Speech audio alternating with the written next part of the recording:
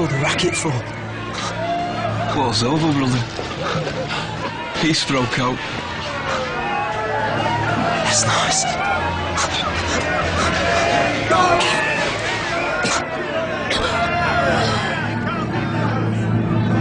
We just won a war, Prime Minister. And now, it appears we've lost its greatest heroine. Lost track of her, Mom, for the time being. Well, where is she? I understand the Lord Mayor was arranging a parade. Royal Fusiliers.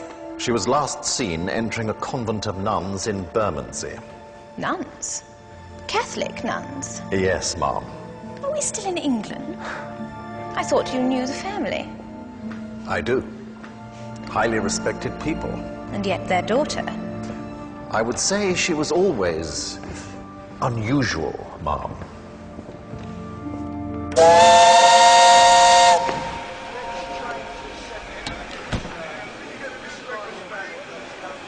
One bundle?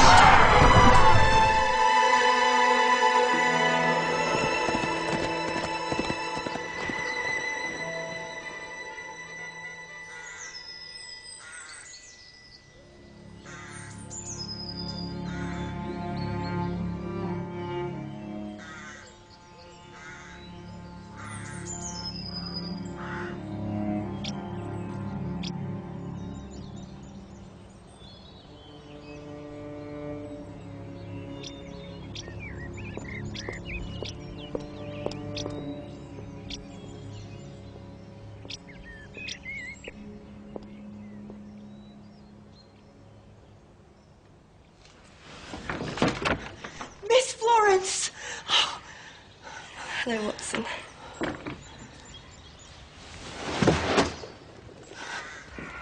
Help! Help!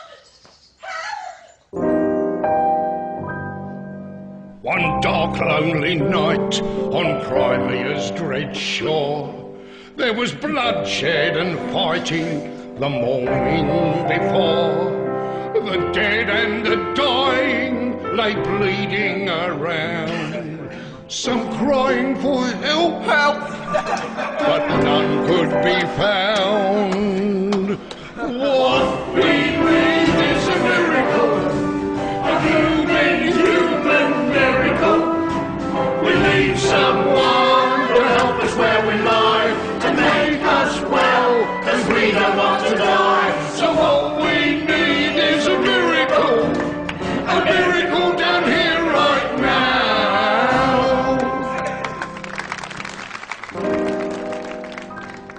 Then God sent his angel to succor the brave, 10,000 she saved from an untimely grave. The wounded may love her, as it can be seen. She's the soldiers' preserver. They call her their queen. Hello, Queenie. What we got was a miracle, a living human miracle. We got a lady with no rustic tile, who made us well, our best is nothing now. What we got was a miracle to hear right now.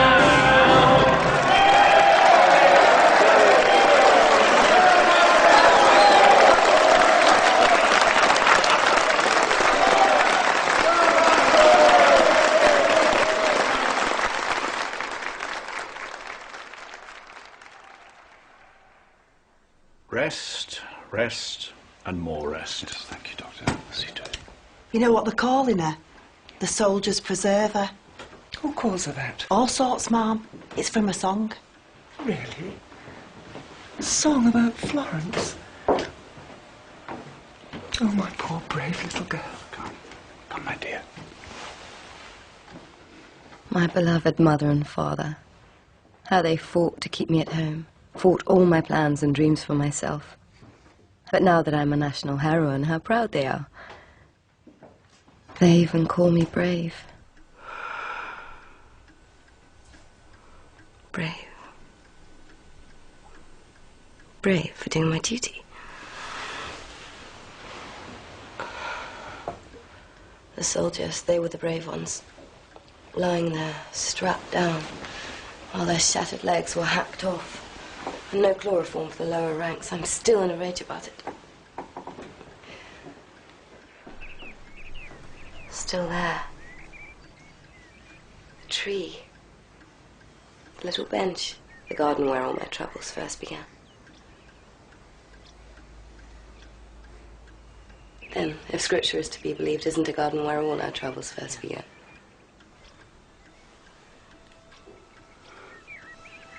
I was so young.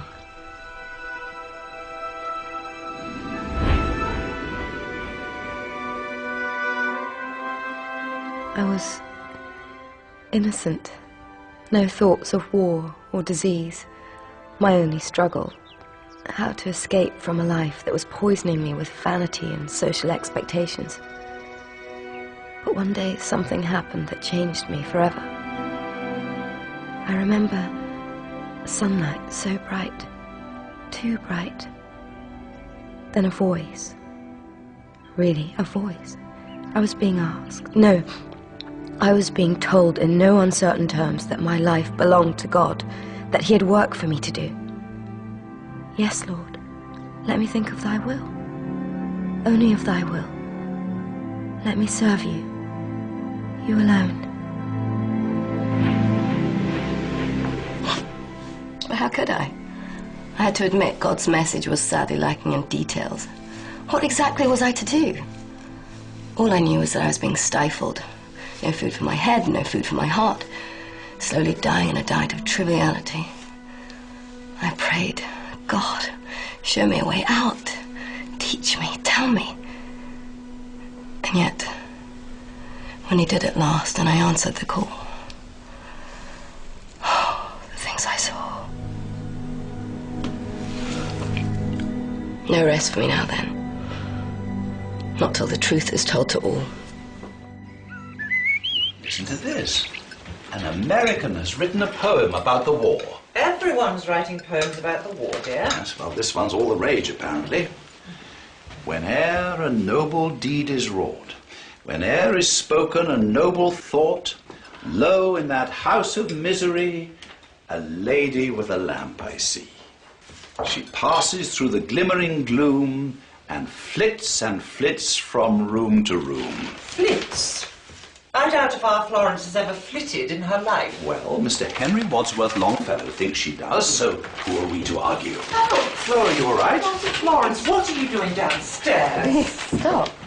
If anyone asks me any more questions, I'll buy a revolver and shoot them. Well, anyone except the Queen. What are they saying now? Mr. Longfellow's written a poem about you. An entire army murdered. And what's being done about it? Absolutely nothing. Well, we should have to see about that. I need some air. Florence, no, not outside. You'll catch your death of cold. No, at least wear a coat. My dear Papa. Always the skeptic, never sure about anything. Though years ago, when I was struggling to discover God's will for me, he did at least try to understand my pain and help me. Flo? I wish...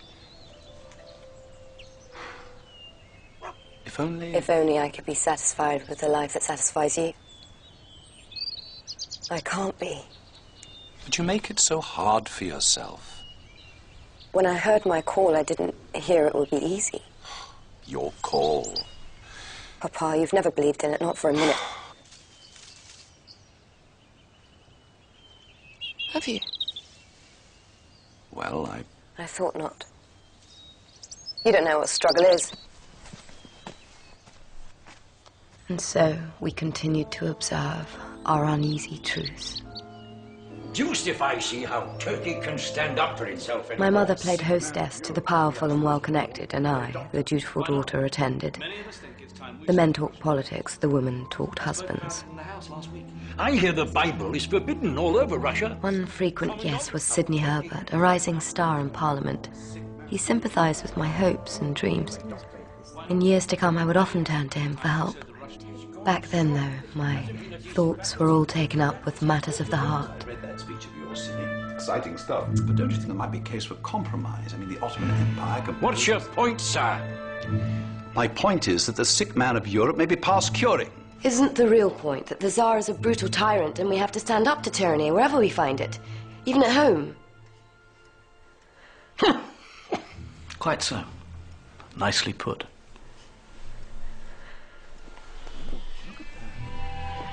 Anyway, I do believe that we're on a drift to war. Well, I was talking to Palmerston the other day at our club about it. He's full board at facing down the Ruskies. Bit behind time. What's that? It's young Monkton Milnes. Become quite a regular visitor. It's useful, actually. You can set your watch by him. He's not that young. He's practically middle-aged. Do you know what happened on this day 5 years ago? No, should I? We'd all been invited to the Bonham Carters. Your sister recited a poem. You played the piano, something new by Mr. Chopin. Badly, I'm sure. Oh, yes, rather badly, I'm afraid. And because of my poor performance, that day must go down in history. Oh, dear. No. On that day, we talked for the first time. Really talked, I mean. And you said something I've never forgotten. That if only people knew what a young girl is thinking while she's playing the piano or busy embroidering. Do you remember? If only people knew she was actually imagining extraordinary adventures. With someone by her side whom she had chosen as a loving and loved companion in life. Yes, it's true. I did say that. Florence, you must know by now that everything you believe in, everything you hold dear, I do too.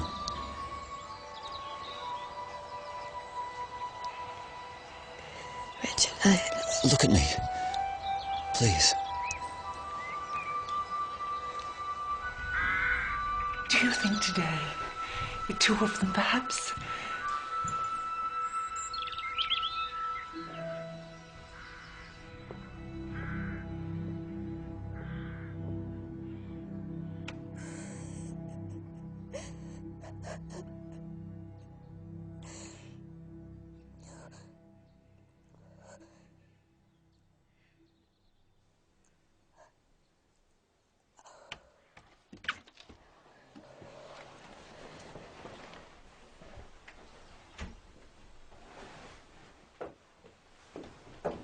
Well, Florence? Nothing. What do you mean, nothing? He proposed. I said no. Florence. No, wait!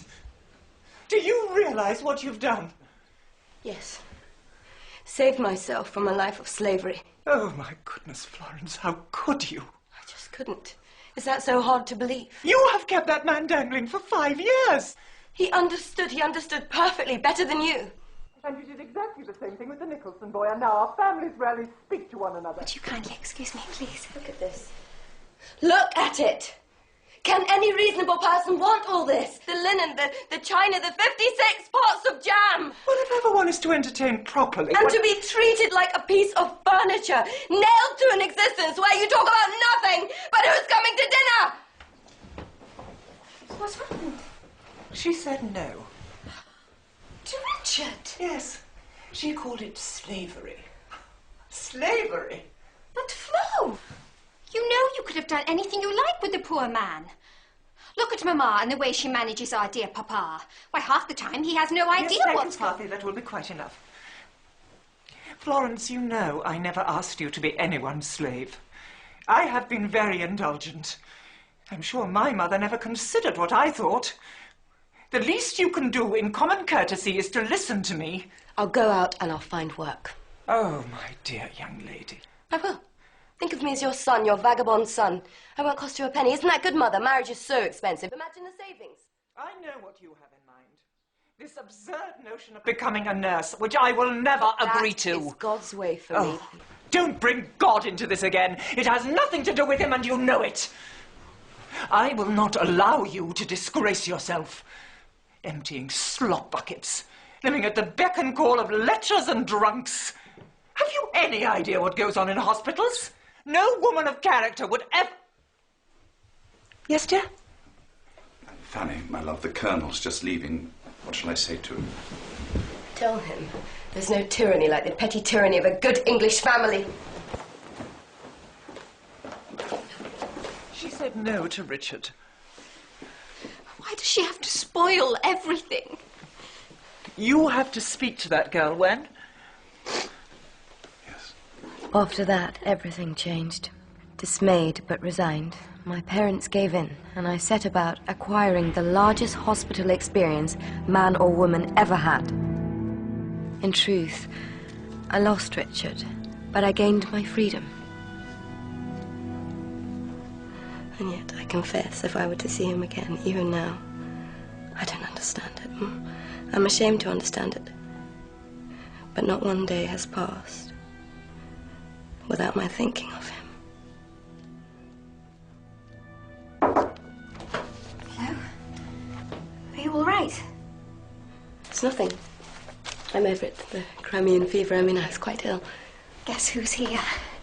Sydney. He just arrived from Westminster. He has news. Really? I knew he'd get the government to see sense. Nothing.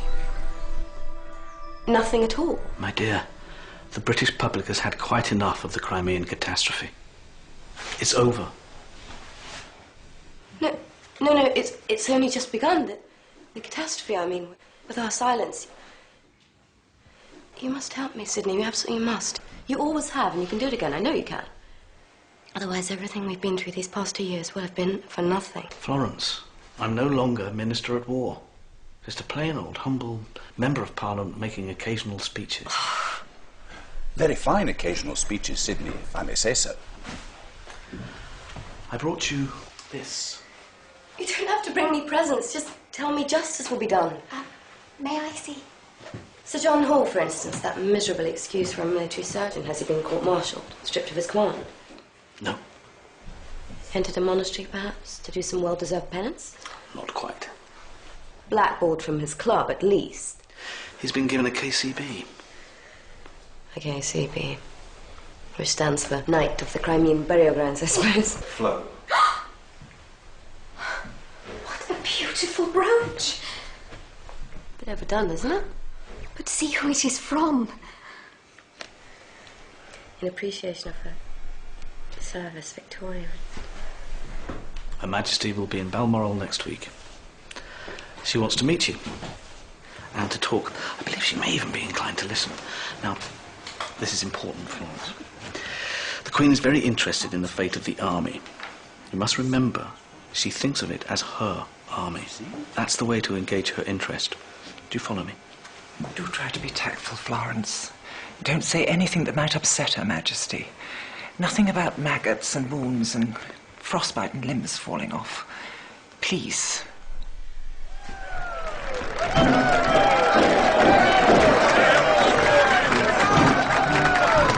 You're off to see the Queen today. Oh, do be careful what you say, or you will quickly be excused. Her Majesty is not amused by stories set to shock and scare, so listen to Mother and please beware. We don't want to hear about maggots. We'd rather not learn about lice. Just make everything pretty and jolly and happy and nice. We don't want to hear a soldier swear or listen to moaning and screams. We don't want to hear a single cough to bother Her Majesty's dreams. Be sure never to tell about all the blood and the gore. Surely you know it's not right or polite to make a queen faint on the floor. She's happy to hear of daring deeds by soldier, colonel or toff, but never, not ever, no, never discuss the fingers that keep falling off, the heads that keep falling off, the legs that keep falling off, the heads that keep falling off, because everything keeps falling off.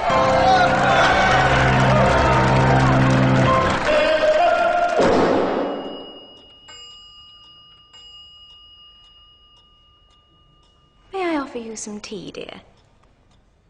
Thank you, Mum.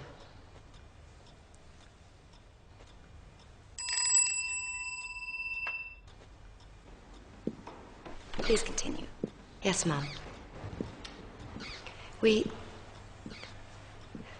lost 10,000 men in 6 months, mostly through gross incompetence, and I came home to find that many of the officers responsible had been promoted. Given honours, medals, titles. Crimes were committed. Terrible suffering inflicted that could easily have been avoided. Yes, Miss Nightingale, but what exactly entitles you to be the judge of that? I studied and visited all the hospitals in London, Dublin, Edinburgh, Paris, Rome and Berlin. I was twice in training with the Protestant deaconesses at the Kaiserwerth Institute in Germany. I spent 1 year as superintendent of the Harley Street nursing home. I personally scrubbed floors of sick rooms, emptied bedpans. I nursed cholera patients whose whole bodies were a mass of... Thank you. And your parents permitted all of this? They came to understand that I had a calling, that this has truly been God's will for me. I see.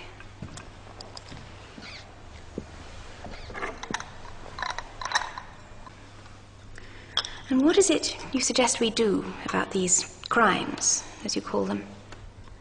A royal commission, Ma'am. A royal commission? Nothing less than a royal commission will suffice to bring out the truth. It is our sacred duty to the Crimean dead. And if I may, Your Majesty, it is also a heaven-sent opportunity to reform the entire hospital system of the nation, not just of the army.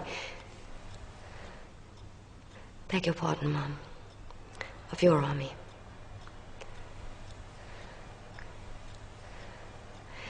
Forgive me, Ma'am. It has been a lifelong dream of mine. We shall think about it.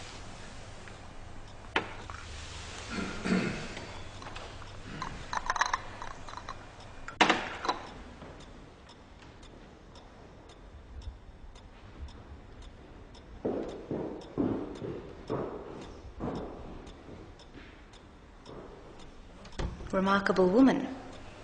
I wish we had her at the War Office.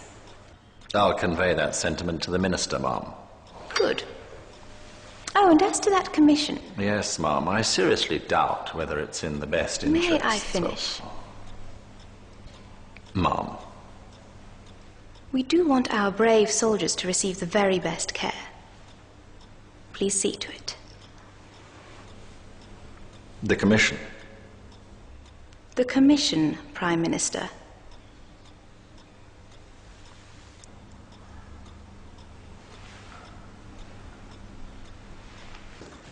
A difficult meeting.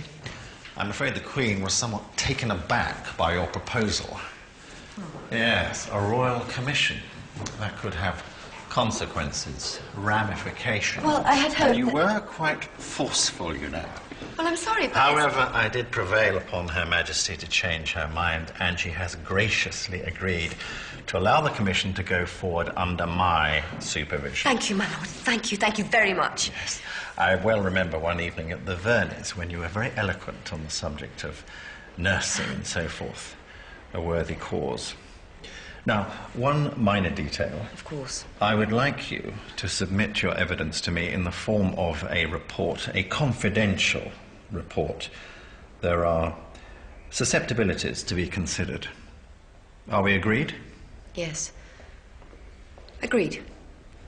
Good. Give my regards to your charming mother. I hope to have the pleasure of seeing you at the Devonshires next weekend. I'm afraid you won't see me. I'll be writing my report. Excellent. To work, then.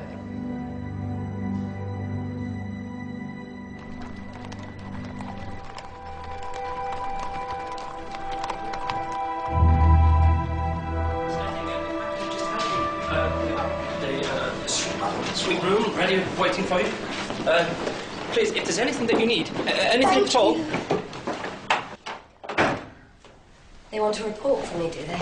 Then they shall have it. This room shall be my war office. My family always stay here when we come to London. The fine old Burlington Hotel. This room is ample, and compared with my lodgings in the Criméia, utter luxury. But how could I sleep in comfort when so many of my children lie in unmarked graves? I call them my children. Those ordinary soldiers who died in pain and silence, uncomplaining, though the officers called them brutes, the scum of the earth. My children. What a tale I have to tell. How eager and proud they all were when they first set out. The very names of those regiments made our hearts beat faster. The Royal Dragoons, the Grenadier Guards, the 93rds, the Enniskillings, the Coldstream Guards, the Royal Fusiliers. Off they went, with their brand new rifles and pretty sparkling uniforms. Off to teach the Russian bear a lesson. The finest army in the world, we thought. Invincible, we thought. Back home in a month, we thought. Well, everybody, let's hear it for our brave British boys in British uniforms.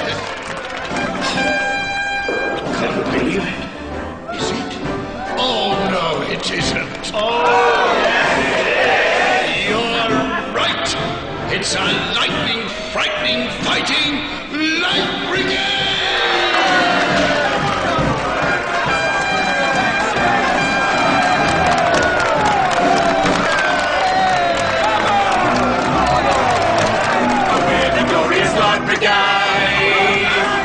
The Rusty Supply Brigade, the Glory Queen and Country too, we draw our steel and shout hurrah!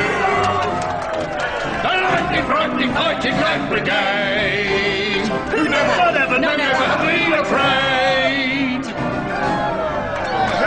We're the glorious Light Brigade, the Rusty Supply Brigade. You've never seen soldiers like us before, who boldly charge the cannon draw. The lightning, frightening, fighting Light Brigade, who never been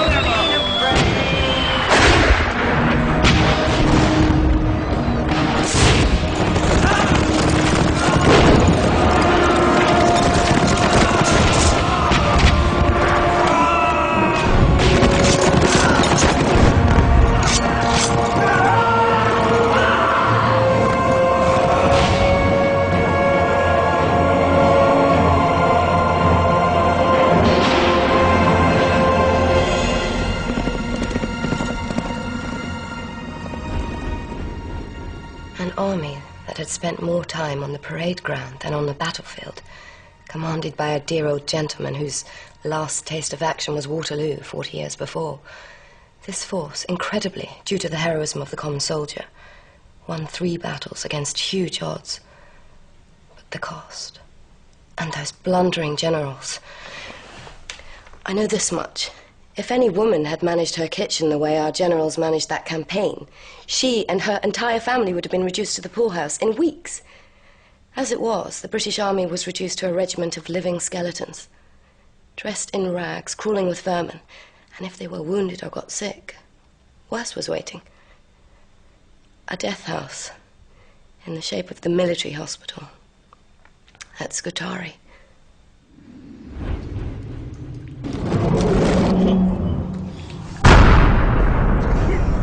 The casualties mounted and the death rate soared. Thousands died of disease and neglect. But the soldiers were writing home, and the London Times sent out its best reporter. Before long, the appalling truth was known in every English parlour.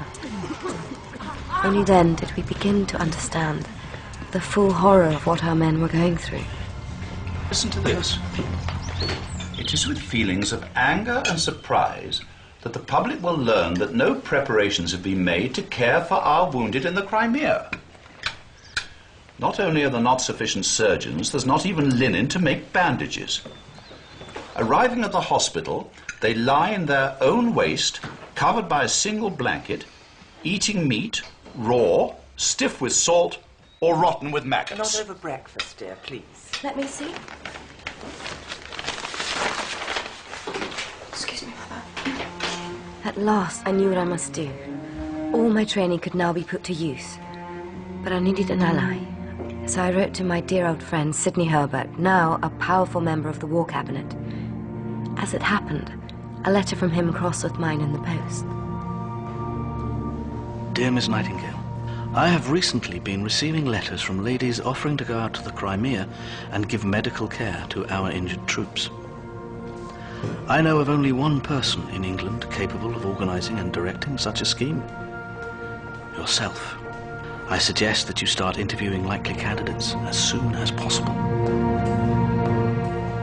Well, I wrote back immediately. Dear Mr. Herbert, I've already begun. Which was only partly untrue.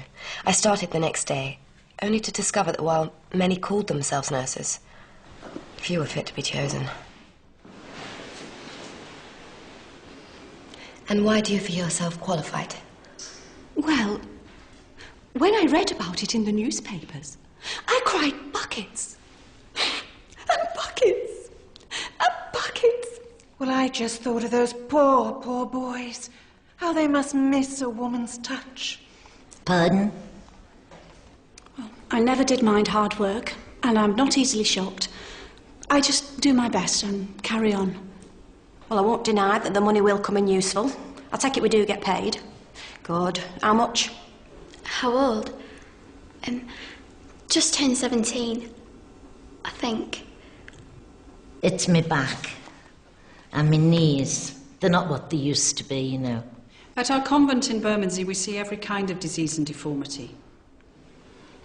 You're a Catholic order, I believe.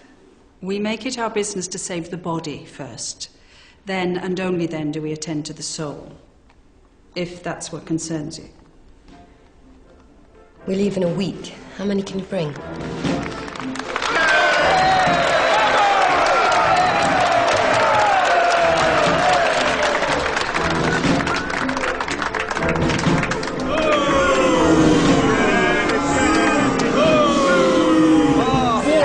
Place for a woman, it's only a place for a man. This foe we fight from morn till night and beat him when we can. So don't come here to interfere with the British battle plan. War ain't no place for a woman, it's only a place for a man. Right clear, it's only a place for a man. If war's no place for a woman, it's hardly a place for a man. We'll ride the wave and try to save as many as we can. We're Nightingale and nurses. You'll thank us and not curse us. We'll rescue you from pain and fear. We'll bring you comfort and good cheer. We've come to hold your hand. War ain't no place for a woman. It's really a masculine game. So when some females move in, it's simply not the same. Just when the fun is starting, you come with your ribbons and curls. Our only needs to do great deeds and not be hobbled but utterly free from a gaggle of twittering, tittering, simpering, whimpering.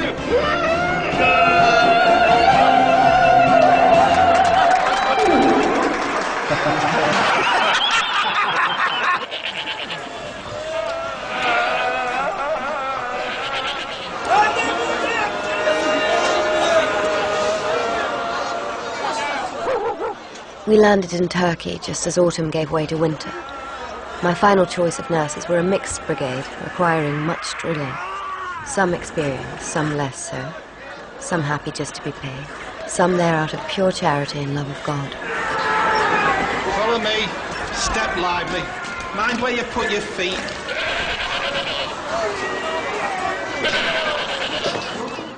We had expected chaos, but nothing had prepared us for those barracks at Scutari.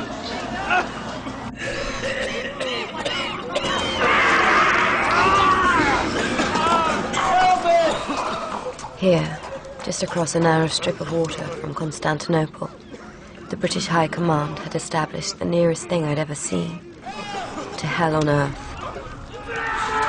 It was, in fact, the main hospital for receiving the casualties from the Crimea. It was there I met Sir John Hall, Chief Medical Officer for the British Army in the East. New chloroform for the lower ranks, Mr. Davis. Let us hear the man bawl lustily. At least then we'll know he's still alive. Fine, carry on. Sir? Ah, Miss Nightingale. I'd heard you were coming. And from what I've seen so far, not a moment too soon. Maybe so, and maybe not. As I read the instructions from your friend, the Right Honourable Sidney Herbert, you are under the clear direction of the medical staff here. That means that neither you nor any of your ladies will do anything without the express written permission of a military doctor. In other words, Miss Nightingale, here in my hospital, you are in charge of nothing with the exception of your personal laundry. Am I clear?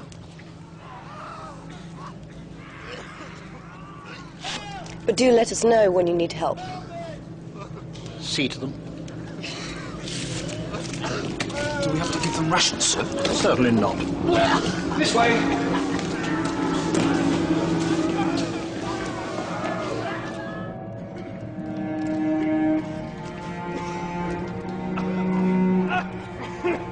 The quarters we were herded into were squalid and cramped, alive with vermin, the air heavy with the stench of fever and death.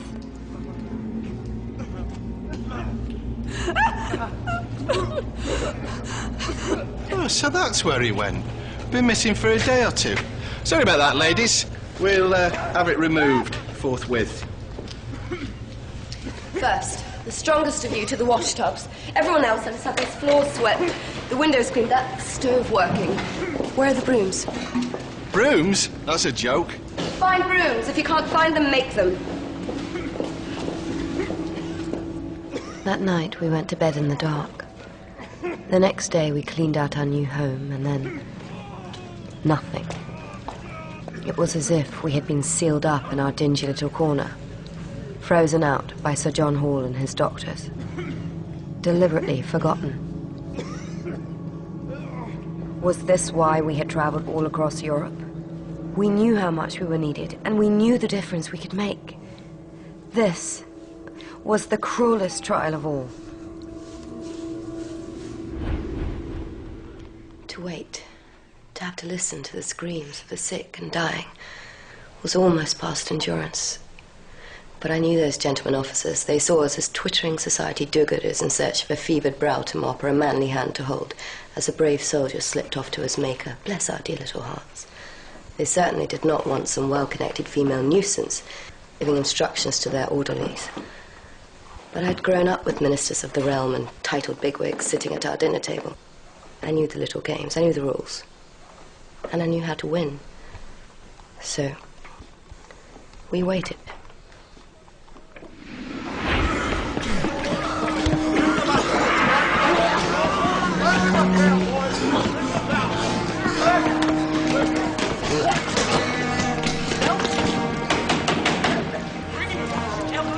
What is it? Big battle.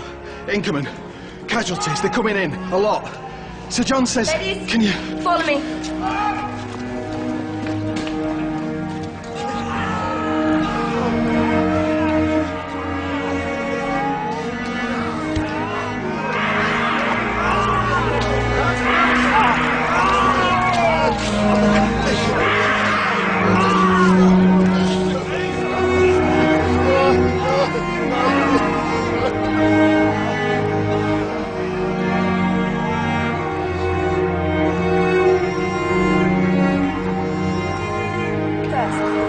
That was the moment of victory.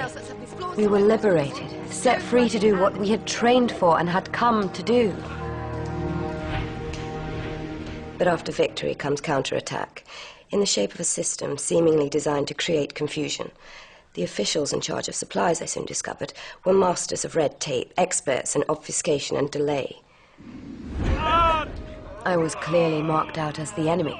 I needed allies, and I knew of only two sources I could rely on. The good Lord, who never left me through all my trials, and his chief angel of mercy, my old friend, Sidney Herbert. Dear Mr. Herbert, the supply officers fix their attention on the correctness of their bookkeeping as the primary object of life. Last week we had run out of bread, soap, carrots, poultices, and many other necessities. I went to the supply officer and asked him, was he expecting these things from England?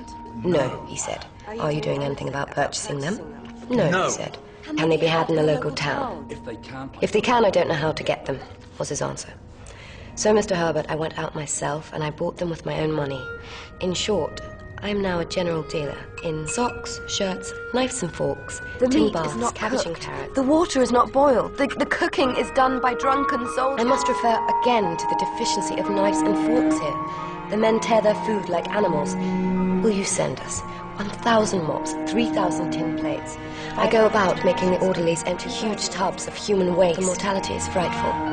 30 in the last 24 hours in this Christmas Day, 1854. The state of the troops who return here is frostbitten, starved, ragged. No wonder they die in their hundreds. No washing has been performed for the men, neither of body linen nor of bed linen, except by ourselves. The consequences of this are fever, cholera. I shall endure. I shall not break my heart of disappointment at the total inefficiency of the hospital system here. I shall bear it willingly. I was called to do this work, and I will fight on for God and for the right, for they are worth fighting for. I now see clearly what must be done. If these conditions are happening here, they are happening elsewhere. I have written a plan for the systematic reorganization of these hospitals. Please make sure, Mr. Herbert, that it reaches the highest levels of the government. I have more and more reason to believe that these hospitals are the kingdom of hell, but I fervently believe they can be made into the kingdom of heaven.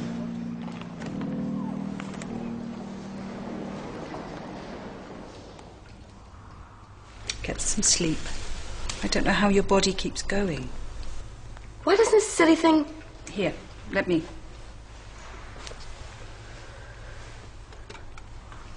Thank you, Reverend Ma. And my body is strong. It's... my spirit. I get so discouraged. How could even Jesus not be? How did he persist? He was the love of God incarnate. He could love the good even in the worst. Could Jesus love Sir John Hall when he forbids the men chloroform? If Sir John Hall sins, I believe the sacrifice of Jesus can redeem it. Sometimes I think I expect too much from God. Well, he is God Almighty, Florence, and not your private secretary. I suppose not. If he were, I'd say send more bedpans, Lord. Can't get around it, Florence. God is in charge, not you. Time for rounds.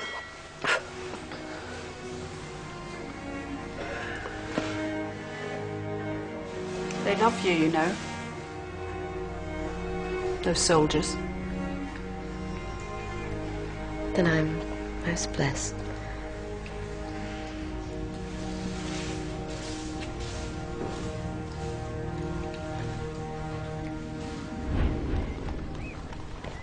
Spring came, and so did the government inspectors, sent out after Sidney Herbert spoke to the right people. And gradually we began to have something that looked more like a real hospital, staffed by nurses who were disciplined and professional. But those poor fellows who died in front of our eyes that first winter, they will not let me rest until I tell the world of all they suffered. Who is it? Just a moment. The wonderful Dr. Farr, a member of my unofficial war cabinet. He brings me such charming gifts. Sets of figures, all neatly tabulated. Pardon me, do I intrude? No, Dr. Farr, come in. No work today, Miss Nightingale? Yes, of course. I have to go out, but I'll be back in an hour. What have you got for me? Some very interesting comparative death rates. Excellent. Will you write up a précis for me, Dr. Farr? We'll look it over when I get back. Meanwhile, you can wish me luck. Luck? Why? Where are you going? Into battle.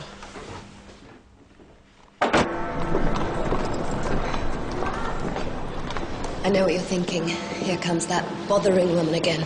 Oh, no, not at all. A delightful interlude in my all-too humdrum day. Then, like all good interludes, I shall be brief. I come on behalf of the Crimean dead. Ah, yes, the Royal Commission. Which still has not met and has not even received your signature, Prime Minister.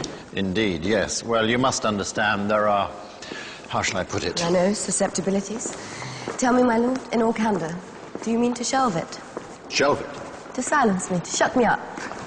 Miss Nightingale, you must understand that this is the start of the grouse shooting season. Yes, of course, those poor birds. The point is, my dear, that all the important people are leaving town. I understand. Then, perhaps, with so many people at leisure, now would be a good time to publish my own narrative of the Crimean campaign? I believe, correct me if I'm wrong, we agreed your report would be confidential. Indeed we did.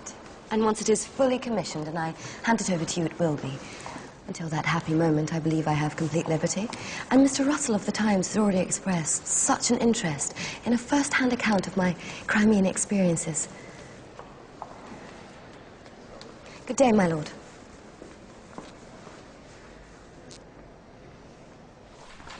How in the battle?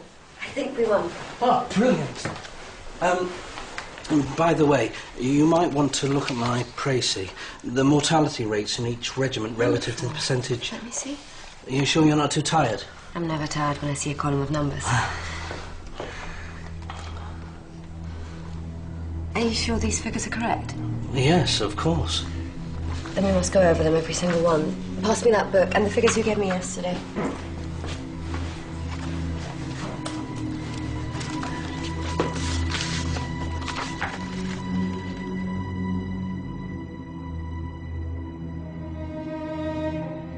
So there's no doubt. Statistics tell us facts, not who is to blame for them. I am to blame. No, I'm sure you did your best. It was not enough. Dr. Farr.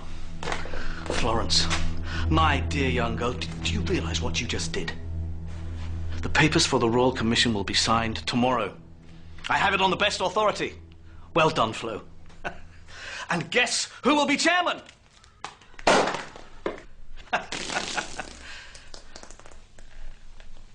What? What?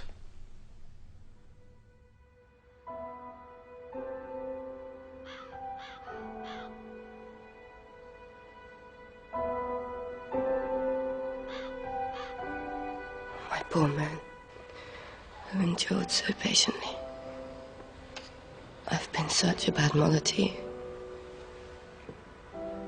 God, why have you forsaken me? Flo?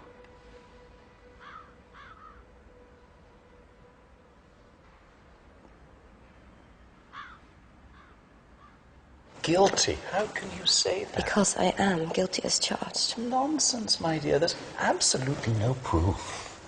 No proof? Scutari, last January, mortality from disease, 576 per thousand. At the front, same 4 weeks, mortality from disease, only 17 per thousand. But Scutari, a 25% greater chance of death from diseases of the stomach and bowels. Flo, please, please, these are just figures. Just figures. I murdered those men. Come. Everybody knows you saved lives. All that soup you made, all the knives and forks you procured. Forks. That first winter, a nurse came to me and said, there are some beds the men won't lie in. They call them bad luck beds. Whoever goes to sleep in them doesn't wake up again. Nonsense, I said. Wash the sheets, dress the wounds, feed the men and they'll get better. It turned out they were right. The whole hospital was built over a lake of sewage. Which, of course, was then cleaned out. Too late. Why? Me. Ignorance. Exhaustion from my fights with doctors. Arrogance. I was God's own handmaid, wasn't I? So of course I knew best. But you had absolutely no authority. No, but I had Sidney Herbert in London at the centre of power. I wrote to him every week, and not once did I ask for help with sanitation. I asked for pillows. They took a government commission 4 months later to flush out the sewers. Do you know what they found when they dug out the channel that brought us our drinking water? A dead horse. And all the time I was saying, send your patients here, we'll take care of them, we're professionals, we're nurses. They should never have listened to me. They should have stayed away. Oh, my poor children. It's over. You did your duty. Nothing more to be done now. Yes, there is. What? Tell the truth. If that means I'm to be crucified with other murderers like Sir John Hall on either side of me, well, isn't that the traditional way? And what exactly will that achieve? Flo! Flo, please, child, think carefully. Martyrs seldom leave anything behind them but their ashes. Better a useless martyr than a cowardly deserter.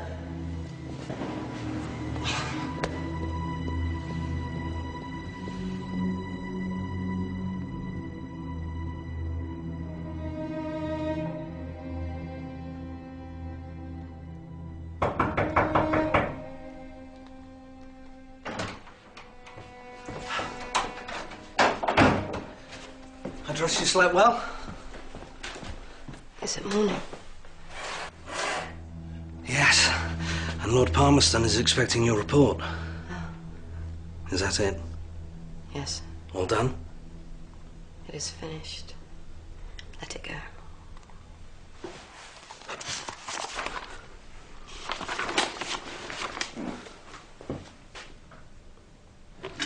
I trust you found Miss Nightingale's report of use, Your Lordship.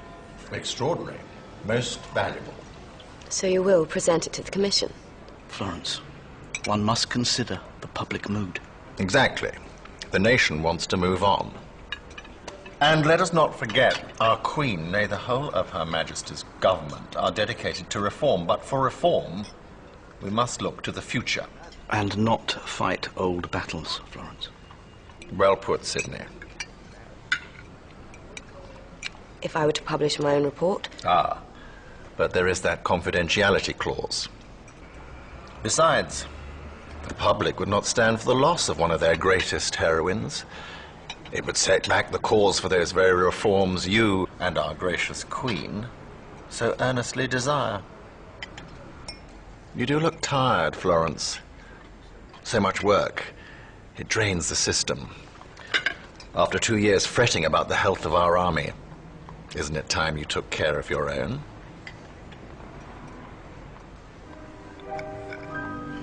What we need is a miracle down here right now. Then God sent his angel to succor the brave. 10,000 she saved from an untimely grave. The wounded, they love her, as it can be seen. She's the soldiers' preserver, they call her their queen. Hello, Queenie. What we got was a miracle, a blooming human miracle. We got that lady when all else did fail, who made us... What's going on? Not to worry, ladies and gentlemen. Now, she will be fine. Look, there's attendants round her now. No, stay where you are. She will be all right. She's faced worse things than this now. She'll be all right. Now, please, keep your seats. Keep your seats. Stay there. Look, she's coming round already. Look. Rule Britannia. Britannia rules the waves. Britons never, never, never shall be slaves. Rule Britannia, Britannia rules the waves. Britons never, never, never shall be slaves. Rule Britannia, Britannia rules the waves. Britons never, never, never shall be slaves.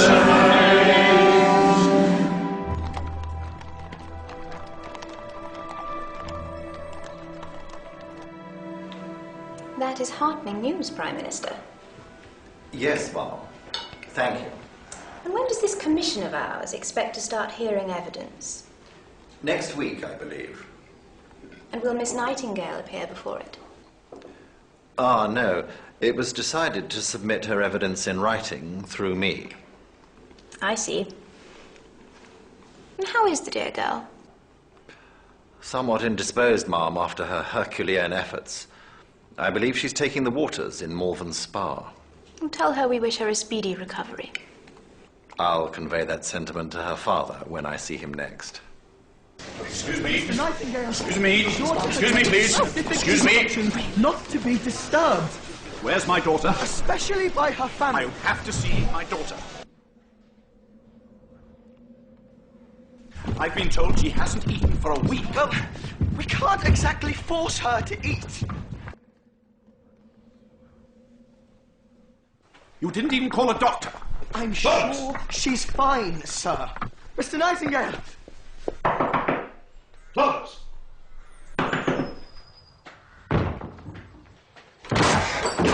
Florence!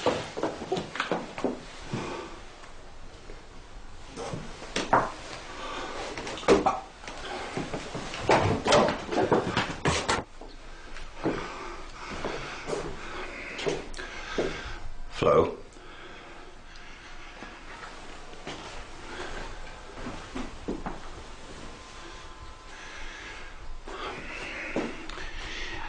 I'm aware that we need to talk. We haven't always done that, have we? I'm also aware that there have been times in my life when I've been too distant. Too much in my books, my thoughts. But you know I always loved you.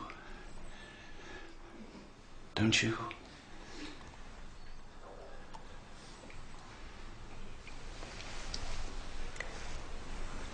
Yes, Papa. Yes, I do.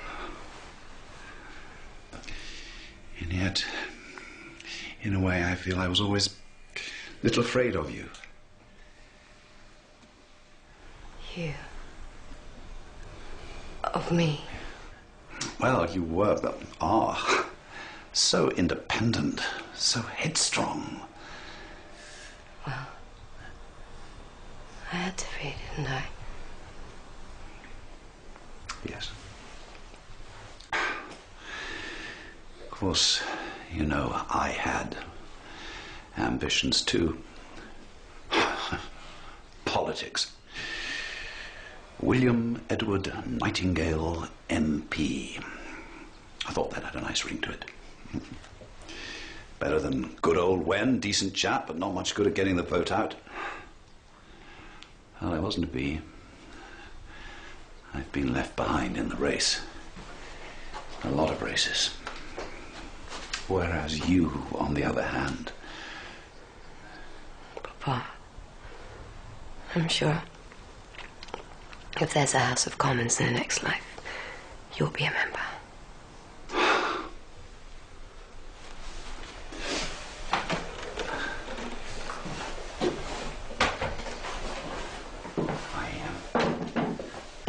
Perhaps that my real calling in life was to be your teacher when you were little. Except, you see, one can be wrong about one's calling. Oh, Flo, be patient with yourself. Haven't I always said that the world needs pioneers? Yes, many times. And you are just such a pioneer. But if you're a pioneer and you lead others into a swamp, into death, how can you not blame yourself? What if it's all part of a plan? What is? The mistakes. So when God called me, he called me to make mistakes. But you don't believe in my call, do you? I believe in you, my little genius. No. You think the call was just my own voice, don't you? Nothing more. Well, I think once I did, but now I... What? Oh, does it matter? It matters to me. What I think? Yes, Father. Then I think that you are human, and that God is God. And he teaches us all through our mistakes, and all we common mortals can do is work through trial and error. For my errors, I'm now on trial. And what about Jesus? What do you mean? I heard you in the church when you were praying, when you thought you were alone. My God, why hast thou forsaken me? I meant... I once felt so close to God. And now... I know. And I meant that you are not the first to feel that despair. Yet, when you look back on it, that suffering led to great good. But I'm not Christ. Precisely. Flo, let God be the judge. He's in charge, not you.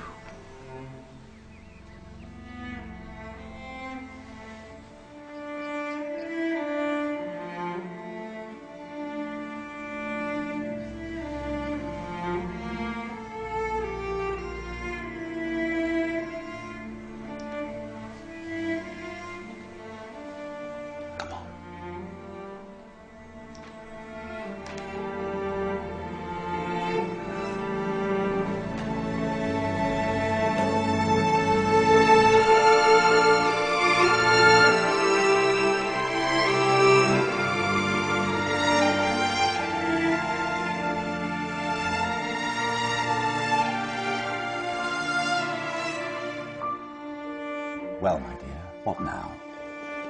Do you know, if I had my health, I think I should like to see what's going on in our English hospitals.